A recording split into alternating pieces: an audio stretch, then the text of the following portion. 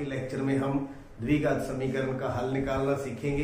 Exercise 4.2 यहाँ पर हम करने वाले हैं और हम मूल ज्ञात करना सीखेंगे।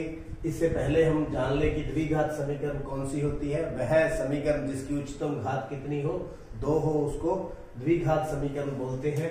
तो द्विघात समीकरण को हल करने के जो विधियां हैं, यहाँ पर हम 3 विधियां पढ़ने वाले हैं, जिसमें से एक तो पहली है गुणनखंड विधि। कौन सी? गुणनखंड विधि, जो हम 10वीं कक्षा में सीखने वाले हैं। दूसरी है पूर्ण वर्ग विधि, पूर्ण वर्ग विधि। और तीसरी है द्विघात सूत्र विधि, द्विघात सूत्र विधि। तो ये आपके पास 3 विधियां जो हम इस जो पाठ के अंदर सीखने वाले हैं, इनके द्वारा हम क्या करेंगे, x के मान निकालेंगे। x की घात कितनी है? 2। तो प्रत्येक के जो मूल है वो 2 यहाँ पर निकलने वाले हैं। तो सबसे पहले हम शुरू करने वाले हैं गुणनखंड विधि। कौन सी? गुणनखंड विधि। ऐसे ही उसके बाद पूर्ण वर्ग विधि सीखेंगे, फिर द्विघात सूत्र विधि सीखेंगे। तो आज हम गुणनखंड विधि के द्वारा समीकरणों के मूल ज्ञात करना सीखेंगे। तो आइए करते हैं फर्स्ट सम। बहुत ज्यादा मुश्किल नहीं है, क्योंकि ये विधि आप छोटी कक्षाओं के अंदर भी सीख चुके हैं। तो ये किस प्रकार से हमने इसके x के मान निकालेंगे। यहां पर देखिए, इसके हमने 2 टुकड़े करने होते हैं 3 के। क्या करने होते हैं? 3 के। तो फिर उसको हमें आगे प्रोसीड करना होता है। तो 3 के टुकड़े कैसे हो, इस बात पर हम बात करते हैं। जब हम 3 के टुकड़े करेंगे तो उनका योगफल जब हम करें तो इतना होना चाहिए, माइनस का 3x, माइनस का 3x। और गुणनफल इन दोनों की गुणा, इन दोनों की गुणा, यानी x² और -10 की गुणा। अब हमें सोचना है इसके 2 टुकड़े कौन से होंगे। तो 2 टुकड़े आपको एक आसान तरीका बता दूं, आप रफ काम के अंदर 10 के गुणनखंड, अभाज्य गुणनखंड बना लीजिए। आप देखना, जो अभाज्य गुणनखंड होंगे उन्हीं में से ही गुणनखंड बनेंगे, 5 और 2। एक बात का और ख्याल रखना है, 5 में से दोगे कितना आएगा? 3, यानी कि माइनस का 5 प्लस का 3 प्लस का 2 कितना आ जाएगा? माइनस का 3। वेरीफाई, दोनों का प्रोडक्ट कर लें तो माइनस का 10। इट मीन्स जो हमारे गुणनखंड है बिल्कुल ठीक है। और बात में आपको जो ध्यान रखने वाली कह रहा था कि यहां पर अगर पीछे जो कांस्टेंट संख्या है, जैसे 10 है, इसके आगे माइनस का निशान है, तो एक गुणनखंड बड़ा बनेगा या दोनों बड़े बनेंगे, ये बात का ख्याल रखना। जैसे यहाँ एक 5 3 से बड़ा है, 2 3 से छोटा है, एक या दोनों गुणनखंड जो है इससे बड़े बनेंगे। तो इसके टुकड़े करें। अब x² माइनस 3x को क्या लिख दूं? माइनस का 5x प्लस का 2x माइनस 10 बराबर में 0। तो देख रहे हैं आप, इसके हमने क्या कर दिए? 2 टुकड़े कर दिए। तो यहां से इन दोनों में देखिए क्या कॉमन है, इन दोनों में देखिए क्या कॉमन है। यहाँ x कॉमन है तो x माइनस 5, यहाँ प्लस का 2 कॉमन है, x माइनस 5 बराबर में 0। अब दोनों के अंदर क्या दिखाई दे रहा है कॉमन? x माइनस 5 मैंने बाहर निकाल लिया। अंदर क्या रह गया? x, और क्या रह गया? प्लस का 2 बराबर में 0। तो मूल निकाल लेंगे जब, तो इन दोनों को क्या करूं? अलग अलग 0 कर दे।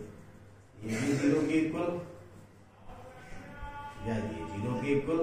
x बराबर कितना आ गया? 5। इधर कितना आ गया? माइनस का 2। तो x की वैल्यू 5, -2 दोनों इसके आंसर है। तो इसी प्रकार चलिए बढ़ते हैं दूसरे सम की तरफ। तो दूसरे सम को देखते हैं। दूसरा सम हमारे पास क्या है? 2x² प्लस का x माइनस का 6 बराबर में 0। यहां पर देखिए बीच में जो x है, जिसकी घात 1 है, उसके हम 2 टुकड़े बनाएंगे। वो टुकड़े कैसे होने चाहिए? जिनका योगफल कितना हो?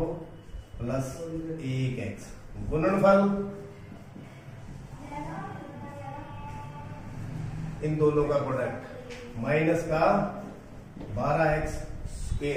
अब मैंने एक बात बताई थी, तो गुणनखंड अगर आपने ढूंढने हैं तो आप 12 के अभाज्य गुणनखंड बना लें। तो इन्हीं में से बनेगा, आप देख सकते हैं 3 दूनी 6, 6 दूनी 12। तो यहां पर देखिए पेयर बनाइए, एक तो 4 बन गया, एक क्या बन गया 3। ये देखिए 4 में से 3 गया 1, यानी प्लस का 4 माइनस का 1 बराबर में 1। दोनों का प्रोडक्ट कीजिए, दोनों का प्रोडक्ट करेंगे तो माइनस का 12। तो इसका मतलब हमारे गुणनखंड 4 और 3 इसके 2 टुकड़े बनेंगे। तो आइए बनाते हैं। 2x² प्लस का 4x माइनस का 3x माइनस का 6 बराबर में 0। देख रहे हैं आप? तो यहां देखिए इसके 2 टुकड़े हो गए, वापिस वही बनेंगे, करके देख लो। तो यहां पर 2x हम कॉमन ले लें तो x प्लस 2, माइनस का 3 कॉमन ले लें x प्लस 2। ये दोनों हमेशा बराबर आएंगे अगर हमारे गुणनखंड सही हैं तो यहां पर x प्लस 2 कॉमन ले लें, अंदर क्या रह गया 2x माइनस 3 बराबर में 0। अब मूल निकालने के लिए या तो ये 0 करेंगे या बराबर में 0। तो x का मान कितना आ गया माइनस का 2। एक बार ये 0 करें, 2x बराबर में 3, तो x बराबर में 3 बटा में 2। तो x के मान क्या क्या आ गए -2 और 3 बटा 2। This is the answer. तो आइए आगे बढ़ते हैं तीसरे सम की तरफ। तीसरा सम हमारा क्या है, √2x² प्लस का 7x प्लस 5√2 बराबर में 0। तो यहां पर देखिए √ में है, लेकिन कोई ज्यादा समस्या नहीं है, वही हम फॉलो करेंगे गुणनखंड विधि। इसके जो 2 टुकड़े करेंगे जिनका योगफल कितना होना चाहिए, योगफल होना चाहिए प्लस का 7x, और जो गुणनफल है वो कितना होना चाहिए, दोनों की गुना कर लिए। वर्गमूल 2 गुना वर्गमूल 2, 2 गुना 5 10x²। तो क्या क्या टुकड़े बनेंगे देखिए, 5 और 2 बना लें, 5 और 2 7, 5 गुना 2 10।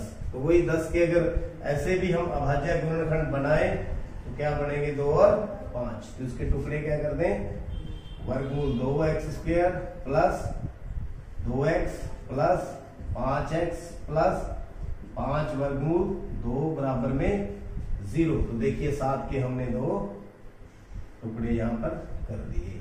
देखिए यहां पर क्या कॉमन आ रहा है, नहीं पता चल रहा, चलिए आपकी हेल्प करते हैं किस प्रकार से।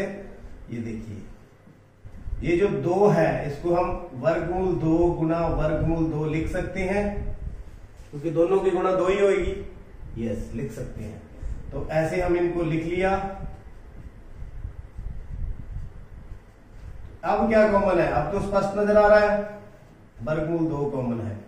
x², यहां पर वर्गमूल 2 कॉमन है, साथ में x कॉमन है, क्या बच गया अंदर x प्लस ये दोनों बाहर आ गए √2 वर्गमूल 2। यहां पर क्या कॉमन है 5 लीजिए, अंदर क्या रहेगा x प्लस वर्गमूल 2 बराबर में 0। अब क्या दिखाई दे रहा है, ये कॉमन है दोनों में, x प्लस वर्गमूल 2 कॉमन ले लिया, अंदर क्या बच गया वर्गमूल 2x प्लस 5 बराबर में 0। अब क्या करें, मूल निकालने के लिए x का जो पहला मूल आ गया माइनस का वर्गमूल 2 और दूसरा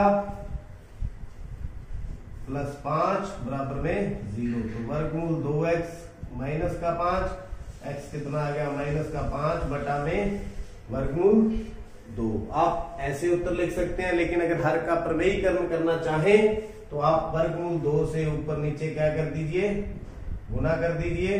तो ये आएगा -5 वर्गमूल 2 बटा में 2। तो x के कौन कौन से मान होंगे, एक तो माइनस का वर्गमूल 2, एक -5 वर्गमूल 2 बटा में 2। This is the answer. तो आगे चलते हैं 4th पार्ट और 5th पार्ट की तरफ।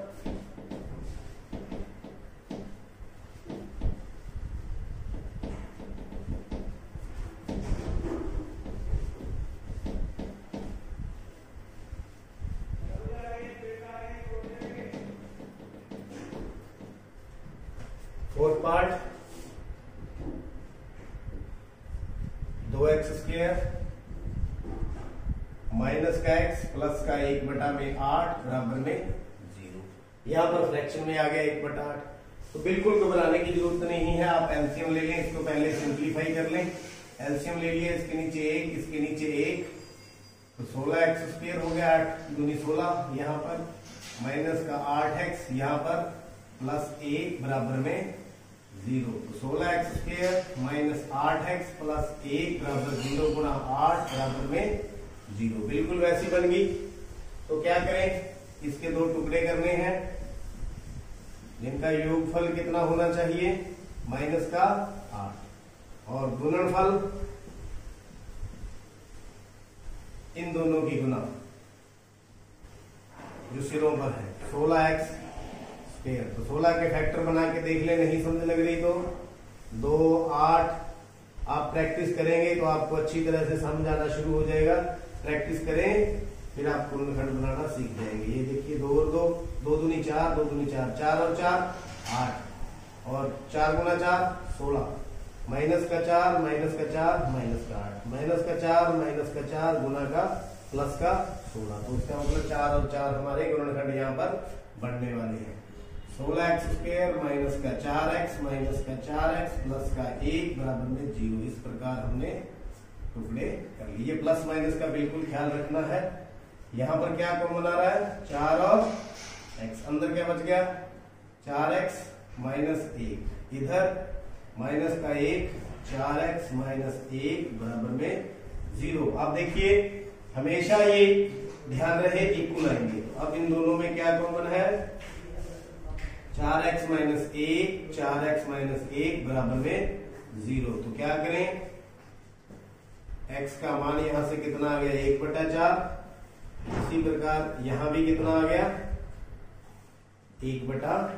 तो दोनों आंसर 1/4 और 1/4, यानी x का मान 1/4 1/4। तो उम्मीद करता हूं ये आपको समझ लग रहा होगा। अपना जो अंतिम सम बचा हुआ है 5वां पार्ट, उसको देख लेते हैं। 100x square minus 20x plus 1 बराबर में 0। तो यहां पर बिल्कुल जो है बीच वाली जो संख्या है उसके हम दो टुकड़े करेंगे। उनका योगफल कितना होना चाहिए, माइनस का 20x, और गुणनफल कितना होना चाहिए 100x स्क्वायर। आपको बताया था अगर पीछे माइनस वाली रकम है तो एक बड़ा होगा, लेकिन यहाँ प्लस वाली है तो दोनों छोटे होने वाले हैं। 10 और 10 20, 10 गुना 10 100, तो 10 और 10 बन जाएंगे 100x square minus 10x plus 1 बराबर में 0। ध्यान से देखिए यहाँ इन दोनों में क्या कॉमन है, 10 है और x है। यहाँ क्या बच गया 10x माइनस का 1, यहाँ माइनस 1 कॉमन ले लिया, 10x माइनस 1 बराबर में 0। बिल्कुल ध्यान रखें आप, ये दोनों हमेशा सेम होती हैं। अगर सेम नहीं आ रही तो हमारा गुणनखंड क्या है, गलत है, बराबर में 0। अब दोनों को 0 के बराबर लिख दें। 10x बराबर में 1, तो x बराबर में 1/10, 1/10। इसी प्रकार 10x बराबर में 1, x बराबर में 1/10। तो x के मान दोनों एक जैसे आ गए, 1/10 और 1/10। इस प्रकार ये हम गुणनखंड विधि के द्वारा जो पहला हमारा सम था उसके 5 भाग हमने पूरे कर लिए। उम्मीद करता हूं आपको समझ आ गए होंगे। अगर फिर भी कोई समस्या है तो आप मैसेज बॉक्स में लिखें और पूछें। आपका बहुत बहुत